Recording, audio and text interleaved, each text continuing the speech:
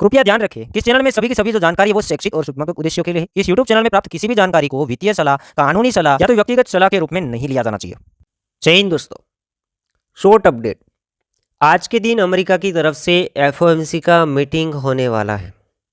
मैं इस वीडियो के अंदर टाइमिंग भी आप लोगों के साथ शेयर करूंगा कि कौन से एग्जैक्टली इंडियन टाइम और ईटी का कौन सा टाइमिंग होगा।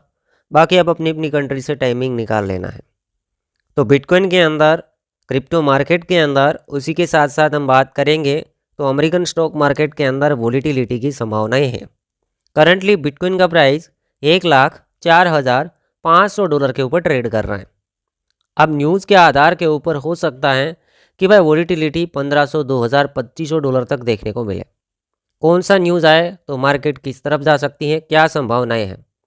अभी जो लोग सोच रहे हैं वो तो नेगेटिव सोच रहे हैं, मार्केट भी नेगेटिव चल रहा है। तो कुछ मेरे को ये भी पॉसिबिलिटी लगती है कि न्यूज़ आने के टाइम पे हो सकता है कि थोड़ा सा नेगेटिविटी दिखे, बट उसके बाद काफ़ी हद तक पॉजिटिविटी वाला माहौल है वो हमें दिखता हुआ देखने को मिले।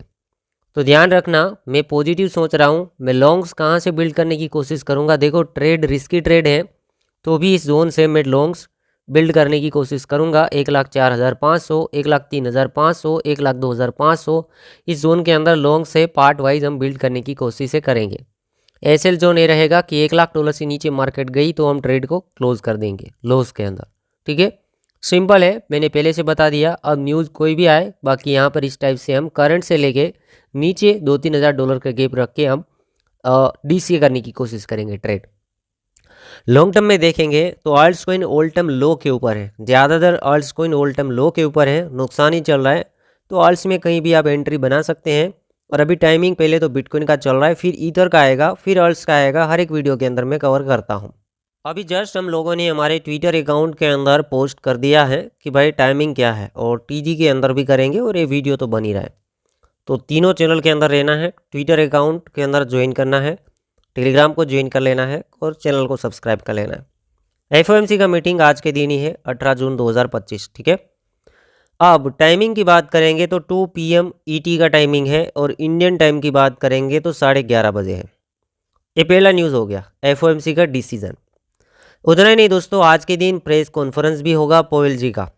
पोवेल जी मतलब फेड के चेयरमैन है। जैसे हमारे आरबीआई आता है, आरबीआई के अंदर हम उसे गवर्नर कहते हैं, और अमेरिका के अंदर आरबीआई की तरह होता है फेड, और उसे चेयरमैन कहा जाता है। ठीक है, जो बड़ा बंदा होता है।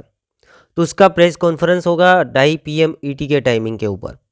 अब देखना ये भी होगा कि भाई वो कॉन्फ्रेंस के अंदर क्या कहते हैं, कुछ नेगेटिव कहते हैं, कुछ पॉजिटिव कहते हैं। बातें वही करेंगे कि अमेरिका के अंदर क्या चल रहा है, कितना महंगाई चल रहा है, वो लोग आगे क्या करेंगे, रेट के अंदर क्या करेंगे, इन्फ्लेशन में क्या रहेगा, सीपीआई डाटा क्या आएगा, वो चीज़ें बताएंगे। और अगर उसने कुछ पॉजिटिव कहा तो मार्केट पंप हो सकती है, क्योंकि कभी कभी मार्केट डाटा जब आता है, एफओएमसी का मीटिंग के ऊपर डाटा आता है, कभी कभी रेट को अनचेंज रखा जाता है। और इस बार भी वही ज़्यादा लोग सोच रहे हैं कि इस बार भी रेट में कोई कटौती देखने को नहीं मिलेगा, अनचेंज होगा। तो उन टाइम के अंदर मार्केट नेगेटिव चलती है। बट उसके बाद जैसे कॉन्फ्रेंस होता है आधे घंटे के बाद, ठीक है, आधे घंटे के बाद कॉन्फ्रेंस मतलब 12 बजे, रात के 12 बजे Indian time, Indian standard time, बाकी आप अपनी अपनी कंट्री से निकालिए। 2:30 PM ईटी कॉन्फ्रेंस होगा। ठीक है, 2:30 PM ईटी और 12 AM Indian standard time conference. और एफओएमसी का डाटा आएगा 2 PM ईटी, 11:30 बजे इंडियन टाइम।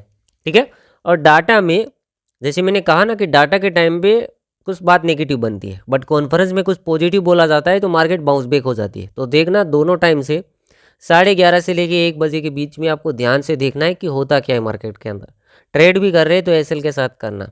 लोग यही सोच रहे हैं कि रेट है वो अनचेंज होगा। बात ये भी अगर बनती है रेट अनचेंज, तो हो सकता है शॉर्ट टर्म डंप आए, बट मेरे को लगता है जैसे मैंने ट्रेड बिल्ड किया ना उसी टाइप से चले, क्योंकि लोग ऑलमोस्ट नेगेटिव हो चुके हैं, मार्केट उसकी उल्टी दिशा में चलती है।